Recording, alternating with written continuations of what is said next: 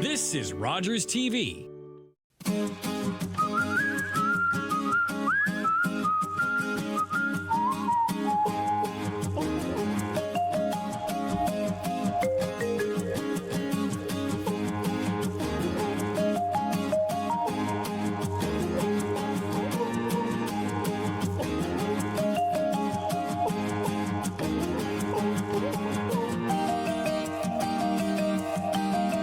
Welcome to this week's edition of The Pink Box. I'm actually really excited because we're here with Johnenne Maddison, who's been a longtime London artist, a longtime artist. And, you know, I've admired her work at Westlands and all sorts around, but I'm really excited to learn and just chat with you about the history, just all sorts of things. It's been amazing. So what we're going to do obviously is the same format. We're going to have a bit of a conversation. We're going to walk around the studio and then we'll sit down and have a conversation again. Okay. And this first little part, I just want to get to know you a little bit more in terms of who you are and what you've been, your background a little bit. So Johnenne Maddison, who is Johnenne Maddison? So Johnenne Maddison, you were, when I did some of my research, you of course spent most of your formative years in the States and you came up to Canada. Right. But can you talk a little bit about growing up and some of the influences that you had? Well, a big question, isn't it? Yes. I had no one in my family who was an artist and no one who was especially interested in art. So there were no influences when I was very young, but I always wanted art supplies. Like at Christmas and birthdays, I wanted art supplies, and I would draw and I would paint, and I loved to sew and do needlework and things like that.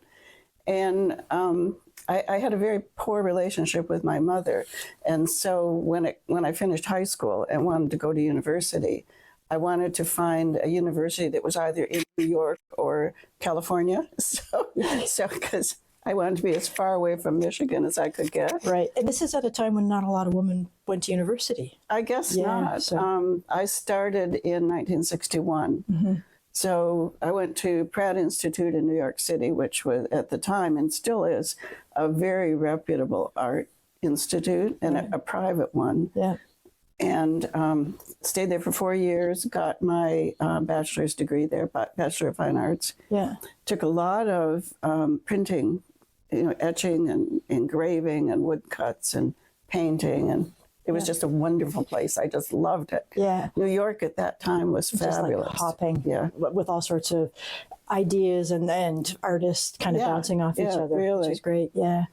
So if you didn't have any kind of artistic influences, what kind of drew you to that?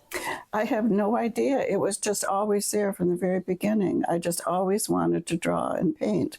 And I wanted to make things. And I wanted to make little doll houses and little people. And I don't know what causes that. But the interesting thing is I had a stepfather who I absolutely adored. My real father was killed in World War II. Yeah. So I never met him at all, never met his family.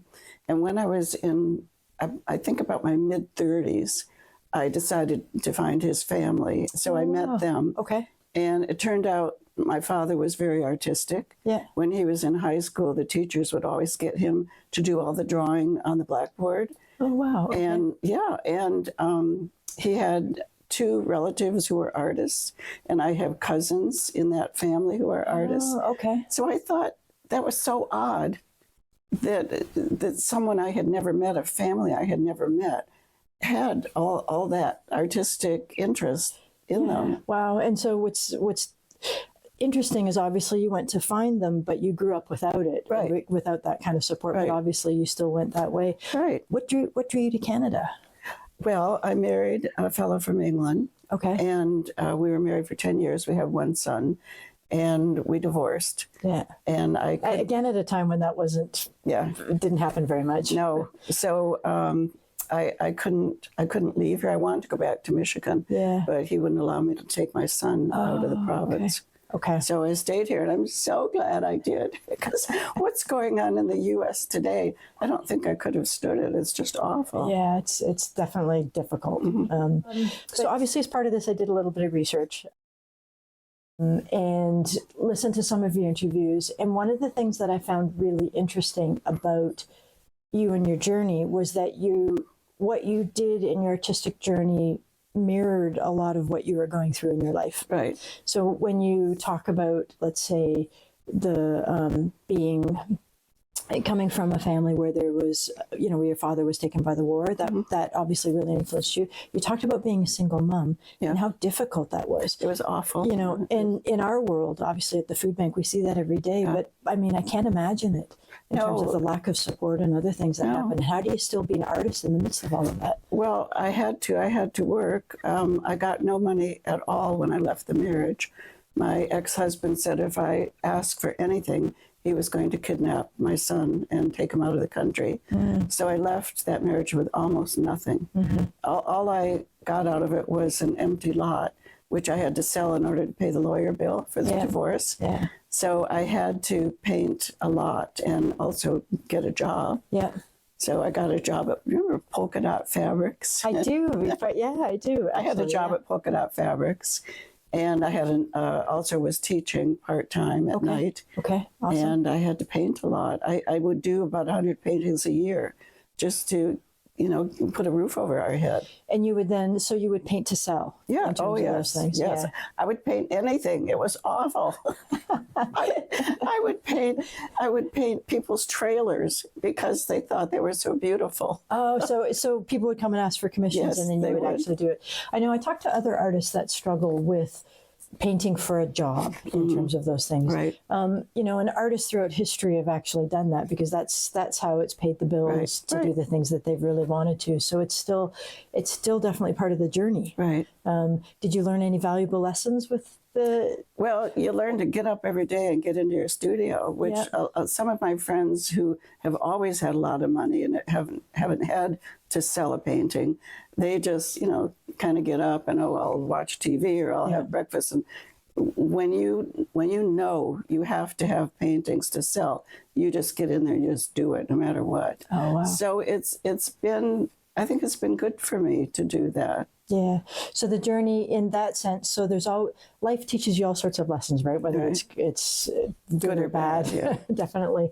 But you took some amazing lessons from that. And then as time went on, I understand that obviously you were in a new relationship and was wonderful, but there was obviously some difficult times with that as well, which really influenced what you were doing with your art. Yes. In terms of, your husband, Dave? Yes, Dave Falls. And he was a Londoner, so that's part of, Okay. Well, he was born in Peterborough, and he lived there for quite a while, but he came to London to go to the university here, and then he stayed. And we met at the Art Gallery of Windsor. We were both working there. Okay, so he was an artist as well? Yes, yes. Okay. See, even though I'm a Londoner and I'm new to the artistic scene in that sense, I don't actually know as many people. So it's really been fascinating for me to learn and see artists, but historical artists, as well as kind of the new emerging ones. But he was obviously really supportive. But again, I remember the reading about, again, the journey that you were going through and just how it was a really dark days. Oh, when he got cancer, He had cancer for 7 years. Wow. So I looked after him and kept painting, of course. He was a fabulous man. He always wanted me to succeed in art. And he would do his best to take care of a lot of the problems or the finances so that I had lots of time to paint. Oh, wow. Okay. So he was a fabulous man. Yeah. Relationships are incredibly important when it comes to support. And actually behind the scenes right now, Glenn, do you want to say hi? This is a privilege. This is awesome. Hi, Glenn. And again, so this next part we can cut out if you like, but we walked in and we shared you shared a little bit of the journey you're going through right now. Is that okay to talk about it? Yeah. It doesn't bother me to talk about it. Yeah. So now you're going through your own cancer journey. Yes. It's very, very obviously difficult, very painful. Yes. But I know that with what I was reading before, that you talked about the journey going through Dave, and a lot of your work was gloomy and very dark. Yes. And you're expressing a lot of the emotions. Right. I look now at the work that you're doing now, and you're going through this journey. I hesitate to call it a journey. Like, it's very, very difficult, but it's colorful. It's amazing. Beautiful. Yeah. Thank you. Thanks so much. But can you talk a little bit about that? I feel as though I should be doing something dark like I did with Dave. Yeah. But I don't get depressed. I don't get upset about having cancer. It's almost as if I went through all that with Dave. Yeah. And there's no point in going through it again. And if I happen to die tomorrow or the next day, I don't really care. Yeah. And the colors just come. I start to do a darker painting, and then before I know it, I'm putting colors everywhere. And is that a reflection of how you feel, or that's just Yeah, I don't feel sad at all. Yeah. I'm not afraid. Yeah. So I'm just painting whatever I feel like right now, which is a nice relief in itself, that I get to paint whatever I feel like. Yeah. And my paintings are all about my feelings at the moment. Yeah. I put the canvas on the floor, and over there I have a long dowel with a paintbrush taped to the end of it, and I'll do a drawing, but the drawing has to do with what I happen to be feeling or thinking. At that very moment? Yeah. Yeah. So, yeah, just at that moment. But they are a bit abstract. So does the title then reflect what you're feeling at that moment? Yes. Or is it just the title and the colors? And okay. Yeah. Okay. Well, we're going to do a bit of a studio walkthrough, which will be great.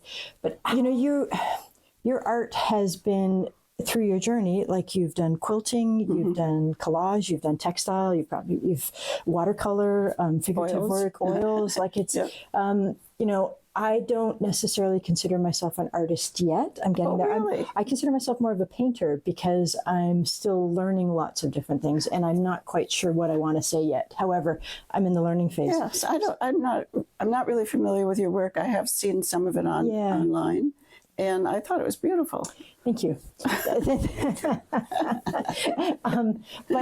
But when there's a richness, and there's a history, and there's a journey to your work. Yes. Well, I'm old now, so there's a lot of history in me. Yeah, but it's been really expressive, and so oftentimes you seem to start with an idea. Yes. And you start with the idea, and to some degree, whatever that idea is reflective then in the medium that you use. Right. But there's a depth behind what you're actually trying to say. Well, right now, I'm still learning how to put paint on canvas. I'm getting better, and I'm actually a lot more free. But the body of your work has been, as I was looking at it, was stunning. I really loved the colors. So of course we're both at Westland, yes. But going to some of the shows and seeing your work at Westland, I loved it. But I loved it even more when I found out the reason behind it, right. in terms of what was there. Yeah, and I think that the reason for what you're painting should be reflected in the medium that you're using. Mm-hmm. So when I was working on the exhibition about Dave's cancer, I was using a combination of textile and painting and photo transferring. Mm-hmm. But before that, I had an exhibition about women working in World War II. Yeah, we want to get, And I used fabric because I remember sitting on my grandmother's porch, and everybody had to reuse, and reuse. Yep. And it was, mend and reuse. Mend, yep. And so I did that entire exhibition by taking old fabric and patching in squares and triangles of other fabrics. Wow. So again, since you brought that up, which is amazing, because it was on my hit list to talk with you about, when I was asked a question about what I consider success, as an artist, you go, to be in the permanent collection of the National Gallery. Yeah, that'd be nice. Or the AGO. Yeah. But you had an exhibition, and you're in the permanent collection of the War Museum. Yes. That's like, you are in the chronicles of the history of not just Canadian art, but with a purpose. So, was it 15 pieces you put in? So I think there were more than that, but the War Museum purchased about 15. 15, Yeah. okay. So, and the show, I believe, was called Stitches in Time? No, well, Was that, or did I mess that up? no, that's okay. That's what they called it. Okay. It was called Over Here. Over Here? Because okay. it was about women over here, and they thought that sounded too U.S. Oh, So okay. they changed it to Stitches in Time, which, you know, that's been used so many times. Yeah, it's like kind of kitschy. But they used that. Yeah. Right. And the purpose of it, from what I understand, was to actually showcase what women were going through in the middle of the war. Yes. Because when we read a lot about your work, a lot of your work is about gender. Right. To some degree, is it not? Yes. And that in particular was to really showcase the depth and the breadth and the strength of the women that were there. Yes. Did you have a favorite piece, or did you like? Well, maybe that's not the right question. Well, I did. I like. Well, can you see the one that's up there? Yes. That's machine embroidered. That, in the little frame. In the frame, yes. Okay. Yes. I did. I think 8 of those. I think. And I always like those the best, which is kind of odd because they're realistic. Yeah. People think it's just a photograph. Until they pick it up, they don't realize it's stitching. Wow. But I thought those were kind of fun. Yeah. And then the stories, how did you do research on the stories, and then the stories became part of each piece? I interviewed a group of women who had worked during the war. Okay. And listened to their stories, and they were just so interesting. The things that they thought were so wonderful about it, you know, like it was a war. People were dying. It wasn't wonderful. But it was the first chance they had had to ever get out and do anything on their own, like make their own money and make their own decisions. Yeah. And of course, when the war was over, they all had to go home. They were told, like my mother worked in the factory at Ford's, and she was told she had to go home. And she said, well, my husband died and I have a baby. I really need the job. And her boss said, get married again. Wow. You know, that was the answer. Yeah. So, and all the women told me how sad they were when they had to go home. And a couple of them got called back when the men who had taken their jobs didn't do a good job. So they got called back to work. Yeah. But the government published posters and literature about women had to go home now. Mm-hmm. You know, your time is over. Thank you for your work. Time, you know, you got to go back home now. Mm-hmm. You got to start having babies. Oh, wow. Yeah. Times have definitely changed. I mean, and you've seen those generational changes, obviously. I know, yes. Yeah. You know, you were part of Macintosh, women artists through the centuries, but they asked you some questions with regards to women in art and some of the changes that you have seen and the challenges that you faced in particular with regards to women in art. Can you tell me a little bit more about that? Because I look at it and I know that I stand, whatever challenges I have are my own in that sense. And I stand, stand on the shoulder of giants, right? People, women who went through a lot of those struggles beforehand, right? To get to where we are today. Yeah. Well, for the longest time, women weren't included in any of the history books about art. Just, in an entire thick history book, there might be one woman mentioned. Yeah. And trying to get exhibitions when I was younger was almost impossible. Yeah. I would submit my name and they'd go, oh, boy, we really like this. Come and visit us. They'd find out I was a woman and, oh, well, we're busy now, or we don't have time for your exhibition. Mm-hmm. So it was an incredible struggle just to get into galleries. Did you find there's a particular time where that started to change?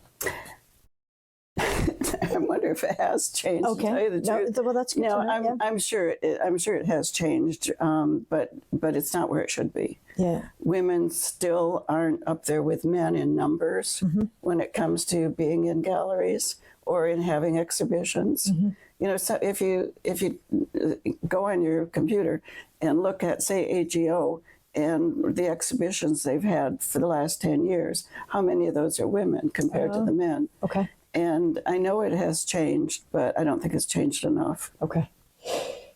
I guess that's one of those glass ceilings we have to keep kind of... Yes. Yes. Yeah, debating or fighting against. I tend to see, with the journey I'm on, it's more about the art than about either the gender or those. And I'm getting better. but the one thing that's I've found really great doing the show is learning about all the different groups that are out there, whether it's the gallery group, the quilters, there's urban sketchers. There's so many groups out there doing different things that aren't necessarily part of a gallery system, but people are coming together to actually practice and get better. And I find that like wonderful and amazing. Yes, it is. Yeah, that's kind of, that at least is growing. Yes. Kevin Bice talks, when we did this with Kevin Bice, he talked a lot about how there really needs to be, the art community needs to develop a system much like the sports community has. I mean, you've got your professional league, but you have all of these intramurals and everything else that really kind of celebrates and supports those of us that just love doing what we're doing. Right, yes, you're right. And I mean, you've again been part of all of those, the journeys. I mean, the embroidery associations. Yes. You were part of Studio Tour. Yes. You were on the London Arts Council. Yes. I mean, this is one of London's walking history books in many ways. Yes. Speaking of walking, you can tell a lot about an artist by their footwear. Oh. It's amazing. And look at you. Maybe I should take my shoes off so you feel more comfortable. The other thing that I was just so thrilled about was that, now again, it was 2014, so it's 10 years ago, but you won an advocacy award. Yes. Which I was thrilled about. Can you talk a little bit about that? Well, I think for the most part, it was about volunteer work that I had done in terms of art. I donated a lot of paintings to art auctions. Okay. And I taught a lot. A lot of it was free teaching. I think that's really what it was based on, and just that I'm old and I've been around a long time. No, but it was about advocacy. It was about exposure. It was, I guess, as you're right, it was about all of those things. But you've really worked and spent your life promoting others and promoting. Yeah. Oh, yes. Yeah. Yes. And I would love to tell you someone else that you could go and interview, but I think you've done them all.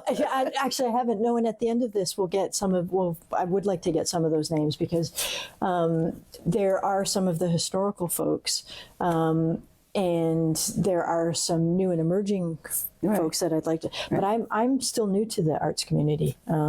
And, you know, part of the purpose of the show obviously is to give exposure to all the different aspects of it. So I'm always open to figuring out who to go chat with. And okay, if I can think of, but you know what I do have is all the old studio tour brochures. Oh, wow. Okay. We could look through them. And I could tell you which artists were really good.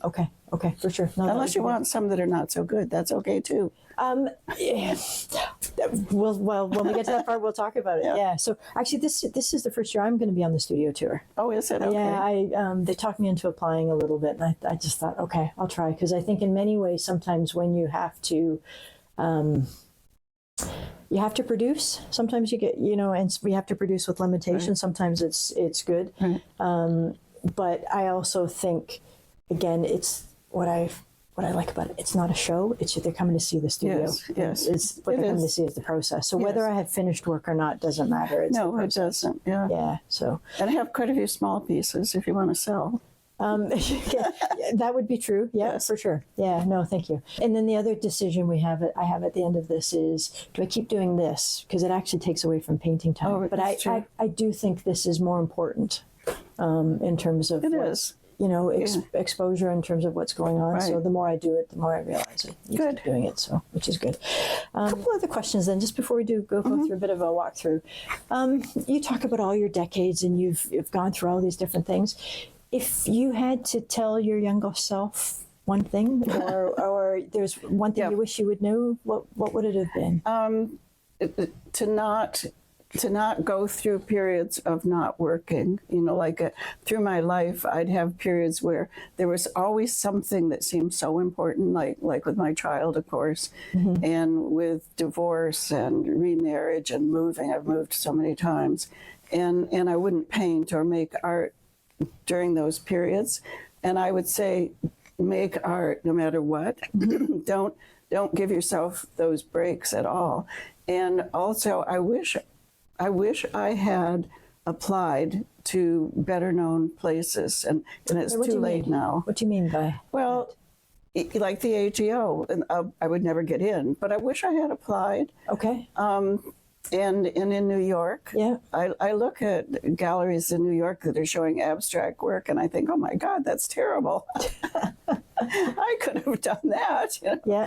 So I wish I had done that. I wish I had applied in a lot of more places than I ever did. Yeah. So you mean by apply, like knocking the doors of the galleries, the private galleries, and just sort Say, of hey, look at my work. What do Yeah. you think? Yeah. And then, because oftentimes, you know, even the well-established or the known artists, they have like 100 no's. Yes. And then finally there's kind of a champion That's or it. something. that That's comes along. it, But yes. it can get so discouraging. I know, and Yeah, and I'm not afraid of a no. That doesn't frighten me at all. Yeah. But I just never did it. Yeah. And now it's too late. So Is it? well, maybe not. My energy is leaving me these Yeah, days. of course, you it's know? difficult. Yeah, for sure.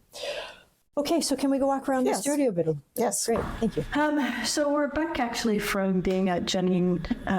It was amazing. I don't know if I actually introduced, but Glenn was behind the camera, which was great. Did you learn anything from being there? I think it's interesting seeing, like, the whole basement is her, right? The whole basement is her studio. So you can see her in all of that was there. What's interesting is we loved it so much, we're actually turning it into 2 shows. So next week you're going to see her, we're going to see her studio. We're going to walk around. So obviously it was there. It was just, it was beautiful. It was light. It was fascinating. It was great.